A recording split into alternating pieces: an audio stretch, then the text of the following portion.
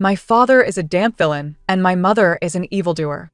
After their union, they each pursue their own ambitions, yet both hold a deep affection for me.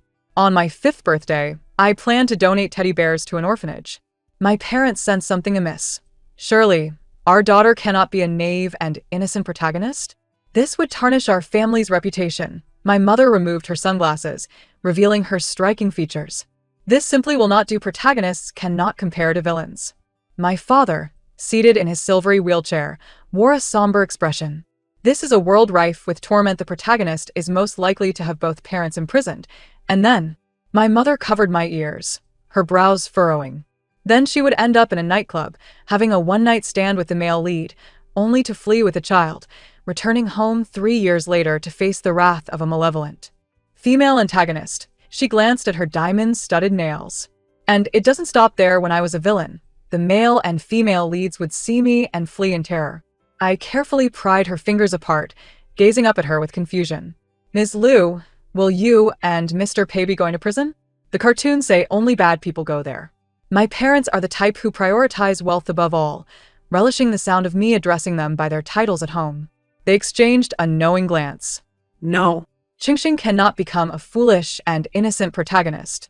We must correct her path before it strays. I nestled the teddy bear in my father's embrace, and a glimmer of warmth flickered in his cold gaze. Lulichi, please rectify the financial issues within your company. My mother snapped back to attention, hastily dialing her trusted aide, speaking rapidly for over 10 minutes before ending the call. She placed a hand on her chest. Had I delayed even a second, a hidden issue could have erupted within the company. Our daughter is truly a lucky star. We must never let our guard down in such times. Our daughter possesses excellence in all aspects: morality, intellect, physical prowess, aesthetics, and diligence, and she still wishes to visit the orphanage. Pei Zhiyu, our businesses are intricately linked for our daughter's sake. Bankruptcy is not an option for anyone. 2. I do not comprehend the source of my parents' anxiety, shaking my toy bear in bewilderment with wide eyes. Is anyone listening? My teacher remarked that the children in the orphanage are quite unfortunate. I wish to donate my toys to them. My mother tilted her head, her seaweed-like, softly curled black hair cascading before me as she enveloped me in her embrace, her voice tinged with affection. My precious darling, why must you be so kind? Wouldn't it be better to be a little villain? My father, seated in a wheelchair, manifested a fleeting shadow of gloom upon his face. His chair automatically maneuvered in front of me. Qingxing, remember, apart from your father and mother, you cannot trust anyone else who shows you kindness. I stood there, momentarily stunned, my voice laced with confusion, but the teacher said there are many good people in the world. I wish to be someone who is kind to others so that everyone will like me. My mother let out a frustrated groan. What nonsense! Your father's legs were crippled because he once trusted a so-called good person, the heroine of the story. My father's thin lips were tightly pressed, his gaze cast downward. My mother scoffed, taking me away.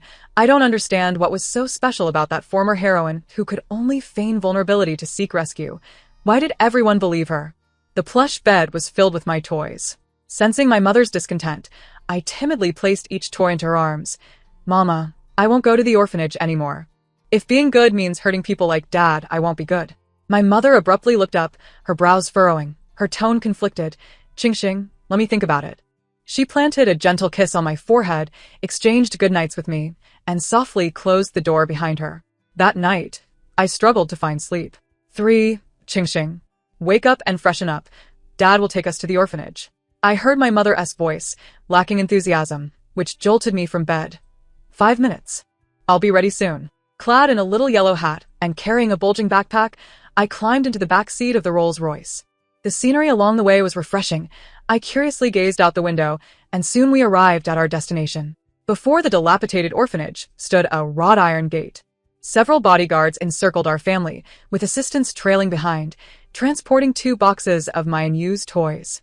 2 grimy-faced little girls dashed through the crowd to stand before me. You are so beautiful. Can you stay here with us? My mother stepped in front of me, disdainfully pulling the 2 girls away. She then turned to me, brushing off the dust from my clothes. Qingxing, if you encounter a dirty little boy who has been beaten and bloodied, do not show him any pity. I glanced at my father. His lips were tightly pressed, and he remained silent. Why? If someone is in trouble, shouldn't I help them?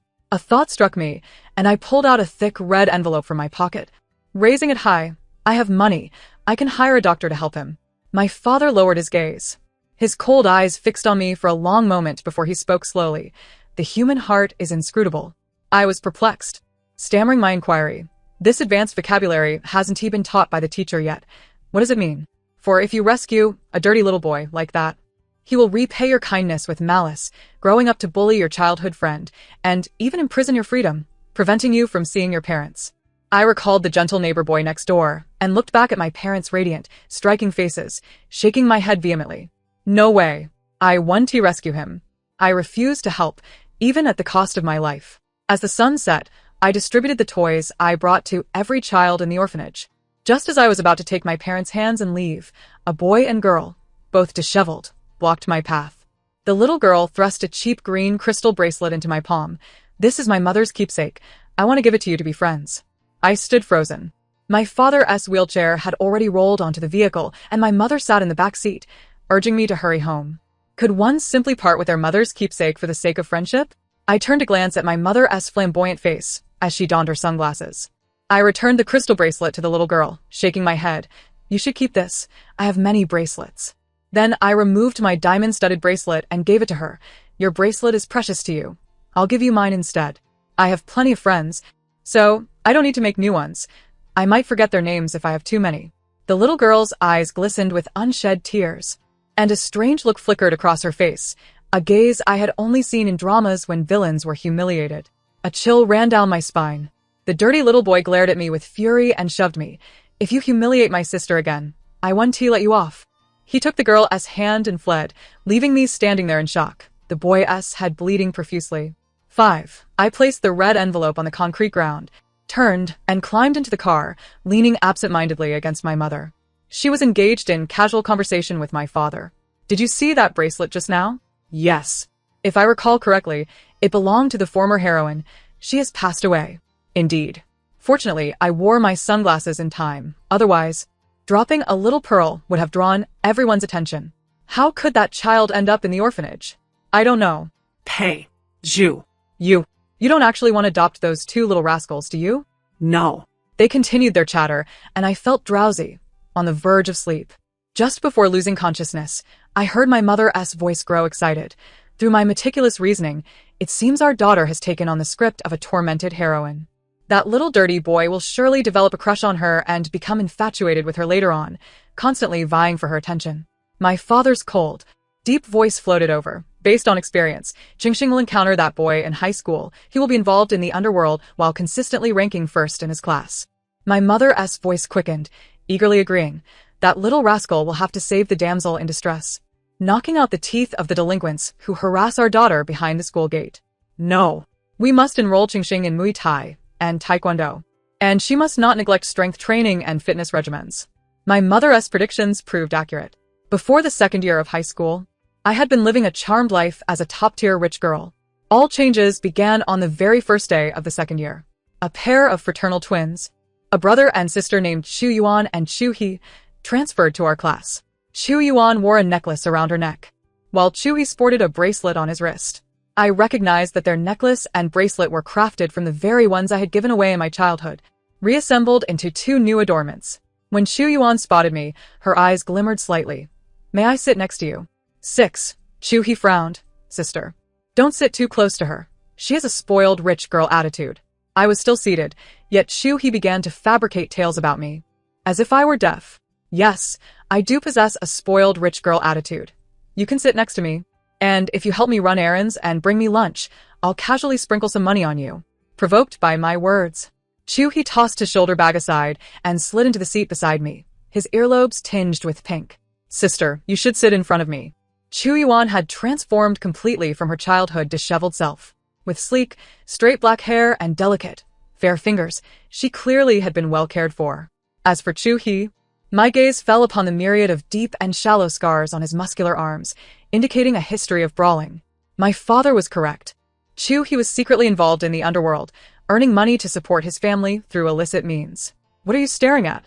Xu He's voice was cool. How are your grades? I felt a twinge of worry. If my father's prediction held true, and Xu He was indeed the male lead, He would likely sleep through classes and still come out on top in exams, which would be a disgrace for us diligent students who barely maintained our positions in the top 10 through hard work and endless practice. He raised his brow, unwilling to acknowledge my presence. He buried his arms beneath his head and drifted into slumber. A complex expression crossed my face. I was the naive and sweet heroine, while he embodied the stoic and cunning male lead. The unfolding of events was precisely as my parents had predicted. I was truly at a loss. Upon returning home on Friday, I threw myself into my mother's embrace. Mom, how does one become a wicked female antagonist? My mother, cradling a cup of milk, ambled around the hall before sitting beside my father. Mr. Pei, our daughter desires to transition into the role of a villainess. What are your thoughts? I gazed at him with earnest sincerity. Help me, for the weight of destiny is overwhelming, and I fear I cannot endure it. Over the years, my father's mobility had improved significantly. He could now manage to stand with the aid of a cane. I had established a technology company focused on researching supernatural phenomena. My mother, intrigued, inquired, such as? The room fell silent. My father aspired to defy the heavens. He patted my shoulder and declared, Ching Xing, from now on, learn from your mother how to transform your persona. Endeavor to become the wicked female antagonist, ensuring the male lead does not fall for you. Could it truly be that simple to prevent Chu He from loving me? Chu Yuan suffered from an immune system disorder, rendering her gastrointestinal tract more delicate than that of an average person. Thus she could not dine at the school cafeteria. Every day, Chu He prepared meals for her, and they would sit together at their desks to eat. When the lunch bell rang, all the students rushed out of the classroom. I leisurely approached Chu Yuan's seat. What are you having? My mother had personally imparted to me the first rule of being a villainess: cast aside civility and embrace a life devoid of boundaries. I leaned over, peering into Chu Yuan's lunchbox, prompting her to glance at Chu He for help before timidly responding, salad.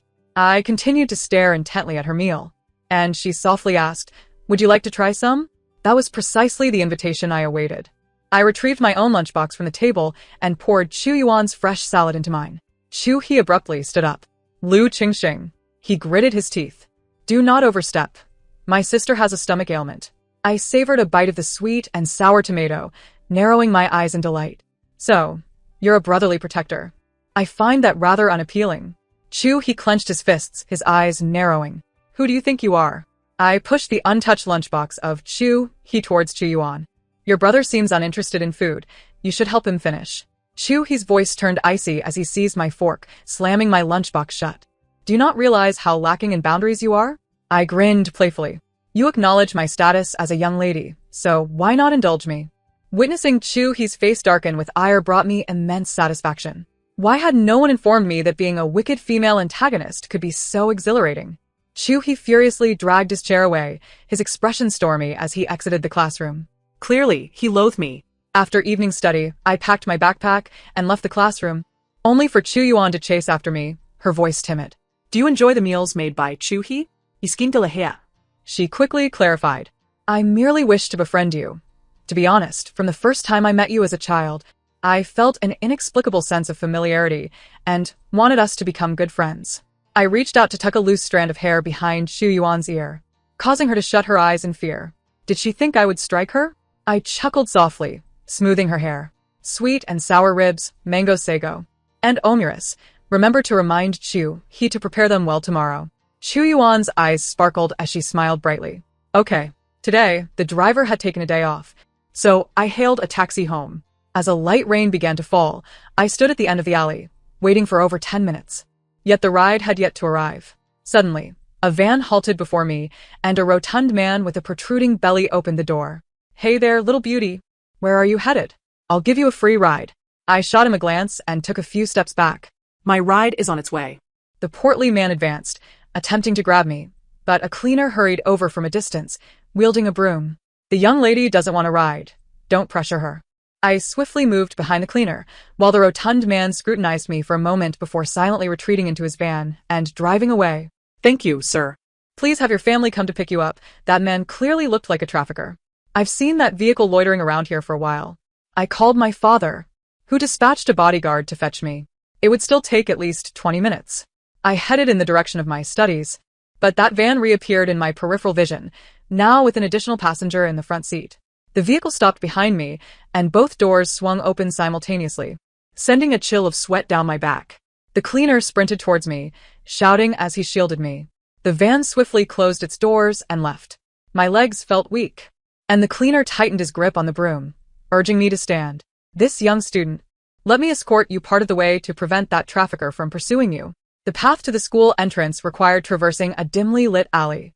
The summer stench emanating from the cleaner's attire invaded my nostrils as he drew nearer, his rough hands brushing against my waist. Sounds of a scuffle echoed from within the alley.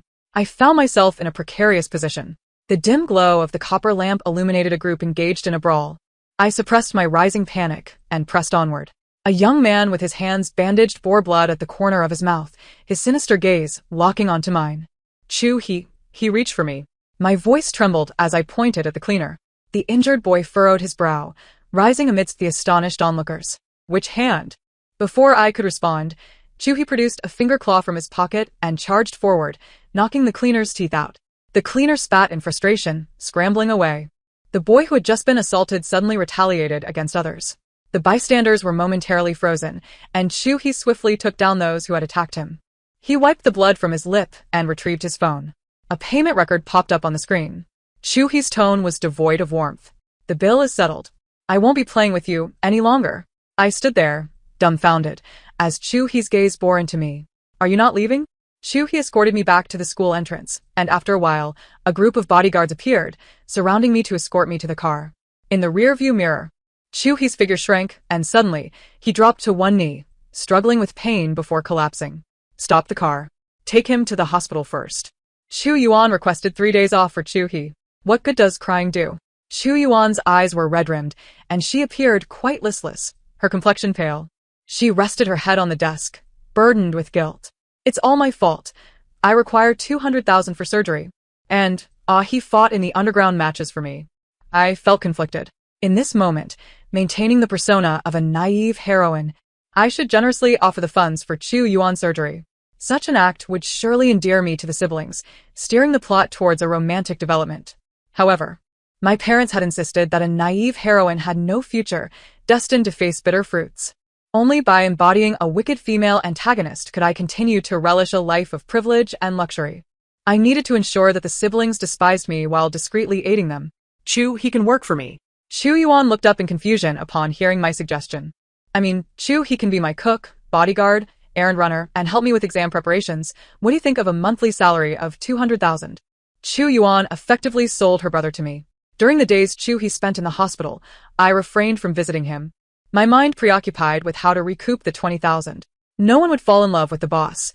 They only plotted against them. Chu's leg injury had not yet healed, and I ordered him to run errands 8 times. "I need a yogurt. It must be delivered within 5 minutes. Or I will deduct your pay. Move the desk. I want to sit in the last row this week." Chu could no longer tolerate the situation. "Why do you have a trash can under your desk if you still insist on spitting grape seeds into my palm?" With a grape in my left hand and a math assignment in my right, I remained oblivious to my surroundings. "Your sister sold you to me," I remarked. Chu took a deep breath, sitting silently in his seat, his demeanor cold and indifferent. Noticing his irritation, I resolved to stoke the flames, aiming to make him utterly detest me. "Such terrible service. Can't you endure a little hardship?" Chu abruptly stood up and strode towards the classroom exit, clearly unable to tolerate my presence for another moment. "Where do you think you're going?" I called after him. He halted, his shoulders rising and falling with heavy breaths. Gritting his teeth, "Throw away the grape skins." The college entrance examination loomed near. My mother was deeply concerned. According to the melodramatic script of our previous generation, the male and female leads are bound to kiss upon turning 18. My father adjusted his gold-rimmed glasses. "Has any suspicious girl appeared around Chu lately?" I was taken aback. Chu had been my devoted servant at school. As for outside, I had no knowledge. "President Pei, do you have any new discoveries?" My father's gaze darkened. "The laboratory at the tech company recently detected a peculiar wave, revealing new information. Cheng Xing has deviated from the archetype of the sweet, naive heroine. A supernatural force is luring innocent girls to become the new leads." I barely slept that night. The next day, Chu entered the classroom with his backpack slung over one shoulder. I eagerly inquired, "Have any unusual girls approached you recently?" "How unusual?" I pondered. My mother once told me that to embody the sweet heroine, one must possess the qualities of truth, goodness, and beauty, along with a background of hardship, particularly dire poverty. Chuhi paused for a moment. There is one. I felt a pang of urgency. Then don't date her. He cast a disinterested glance at me, scoffing lightly. Why should I listen to you? Well, whoever gets close to you is bound to suffer misfortune. Familial ruin is practically a given. Upon uttering this, I fell silent, as did he. His lips curled into a cold smirk as he dropped his backpack and placed 2 lunch boxes on Chu Yuan's desk before turning to leave. Skipping class again. Realizing my blunder, I felt a wave of discontent wash over me. I was no longer the sweet heroine, but had become the wicked female antagonist. This realization struck me with alarm. Had I not escaped the narrative after all? I remained the vile antagonist, still entangled with Chu He, our relationship inextricably linked. Would I never attain freedom in this lifetime? I packed my bag and, before departing, retrieved my share of lunch from Chu Yuan's desk. I approached the office. Class teacher, I would like to take a leave. Chu He often worked part-time at an auto repair shop. A high-clearance SUV was raised to knee height by a jack. Chu He squatted beside the car, his nose dirty, resembling a wild dog gnawing on a bone. Wrench. All right. Just as I was about to assist him by handing over the wrench, a girl in a light yellow dress rushed over, quicker than I, to hand it to Chu He. Who are you? I noticed the girl's lunchbox contained sweet and sour ribs and omelet rice, all of which were my favorites. I'm Chen Ku, a friend of Ahi.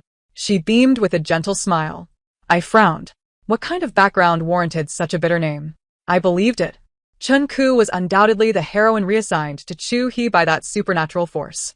I took out my own lunchbox and sat beside Chen Ku on the curb. How did you and Chu He meet? We were in the same orphanage. I was adopted by my foster parents when I was 7. As she spoke, her gaze fell, and I noticed the scars on her wrist. A typical childhood suffering heroine. However, none of this concerned me. Being with Chu He, she would likely enjoy a prosperous life ahead. Suddenly, my phone screen lit up with a message from my father. Qingxing, the laboratory has new research findings.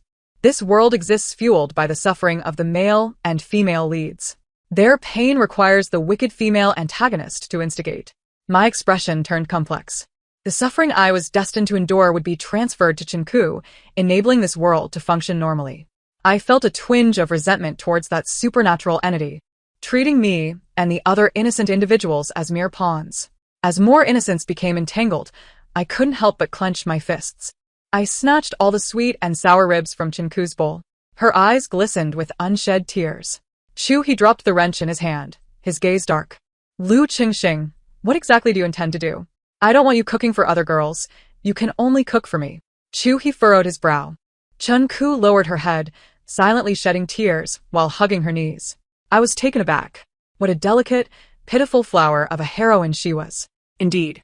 She seemed more suited to the role than I, as I had never shed a tear in my life. Lu Qingxing. Yes. Chu He took a deep, ragged breath, pulling me across to the other side of the street. Why are you bullying Chinku? My thoughts raced. Because Chu He-ge can only belong to Qingxing. Chu He's brow furrowed tightly. Sensing his displeasure, I escalated my antics, breaking into a song. Chu He-ge. Here I come. Chu He-ge. I want to eat good food. I want to eat pork belly. I want to eat hamburgers. Chu He-ge. I want everything. Chu He's earlobes turned red, and he stumbled back, unable to resist. Lu Qingxing, if you're itchy, go take a shower. Chen Ku stood frozen across the street, watching the scene unfold between us. Chu He dragged me back to the repair shop, transferring chunks of pork belly from his bowl to mine. Eat, don't talk. I felt a sense of satisfaction. Chen Ku stammered. You and Chu He? I sank languidly against Chu He's shoulder, wrapping my arms around his waist. 2 years. Chu He shot up abruptly. Lu Qingxing. Don't say anything. The light in Chen Ku's eyes dimmed. Noticing the pearls of tears threatening to spill over, I hurriedly clarified, we've been desk mates for 2 years. After finishing our meal, Chen Ku found an excuse, smiling awkwardly. I'm off to tutor students. Shortly after she left, Chu He changed out of his work clothes into a clean, tidy green sports uniform and pulled me back to school. He retrieved 2 notebooks filled with handwritten notes. These are the problems you haven't tackled. I was perplexed. Chu He frowned. There are only 2 weeks until the college entrance examination. I know. There's a countdown calendar on the back blackboard. Chu He's voice grew sharp, his eyes swirling with dark currents. If you don't grasp these problems soon, you won't be able to get into Jiang University. So what? The light in Chu He's eyes dimmed suddenly, his tone chilling. I want to attend Jiang University. Was it because Chen Ku was currently studying there? I felt a surge of joy, since Chu He and Chen Ku were attending university locally. My role as the wicked antagonist would indeed be more convenient. At least I wouldn't have to travel back and forth to play the villain. I would have to endure this miserable existence until my father could entirely sever that supernatural force, preventing it from influencing my life's trajectory. Then you can intern at my parents' company during university. I'll write you a recommendation letter. Lu Qingxing, are you deliberately trying to annoy me? Chu He inexplicably lost his temper. I decided to ignore him, knowing he would soon reconcile with himself. Chu Yuan handed me the graded papers from the mock exam, her hesitant demeanor indicating her struggle. If you need help, I can assist you. I encouraged Chu Yuan to express her needs directly. She pointed to Chu He, who was sleeping with his school uniform covering his head, and whispered, "He seems a bit unhappy." I nodded in agreement. Chu He seemed perpetually discontent. Chu Yuan appeared hesitant. "Can you, perhaps, cheer him up?" I was taken aback. Isn't the role of the malicious female antagonist merely to bring discomfort to the protagonists? I shook my head. Until a better solution presented itself, I would not indulge in actions that would ease the male lead's suffering. I had to uphold the stability of this world. After all, we cannot allow it to descend into chaos, can we? Chu He abruptly lifted his head, casting a glance at Chu Yuan, who fell silent and turned away. I was left in a state of shock. The rims of Chu He's eyes were glistening with unshed tears. "You are crying?" From this point until the end of the college entrance examination, Chu He ignored me completely. Each day felt like an unbearable trial, and once the exams concluded, I dashed out of the examination hall with my backpack. With some time before the results were released, I meandered through my father's tech company, feigning interest as I surveyed his laboratory. The lead researcher guided me to a sophisticated instrument. We have discovered that the main and supporting characters emit a unique energy wave that is intrinsically linked to the narrative. The suffering borne by those who carry this energy serves as fuel to maintain the normal operation of this world. The initial fuel was derived from your father's anguish. His pain from being paralyzed was exchanged for your mother's safety. Otherwise, she would have perished on the streets as a cruel antagonist. The suffering of supporting characters pales in comparison to that of protagonists and eventually depletes after a few years, necessitating the demise of the previous leads. The second wave of fuel can sustain us for only 18 years. During this time, a mysterious force has been eroding Chu Yuan's health, causing the alternate female lead, Chen Ku, to endure domestic violence in her foster home, while also leading Chu He into perilous situations. My fingers trembled as I grasped the implications of the researcher's words. The fuel for this world was nearing exhaustion and desperately required replenishment. Exiting the laboratory, I collapsed onto the floor. To ensure the continued stability of this realm, the most efficient and straightforward solution would be for the new male and female leads to perish. Chu He and Chen Ku, perhaps? I cradled my head in despair. No. It should be Chu He and me. Chen Ku had already borne enough suffering. I had been raised in the lap of luxury, enjoying a life of privilege. It was she who had borne the weight for my sake. Enough. Chen Ku should not endure any more pain.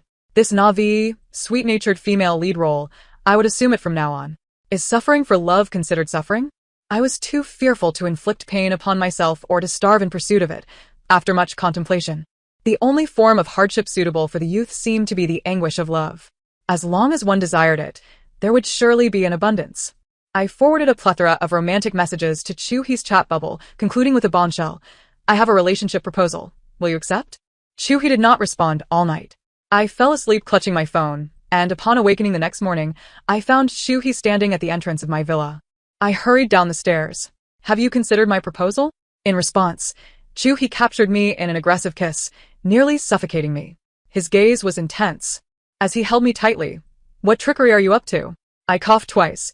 "Having already kissed, of course, I wish to embark on an epic romance with you." I held on my phone screen. "Look like you, I too have applied to Jiang University." Chu He's eyes flickered with emotion, yet he remained silent, only tightening his embrace as if he wished to meld us together. 2 months later, I stood at the international boarding gate, dragging a massive suitcase. Just before boarding the plane, I sent Chu He a message.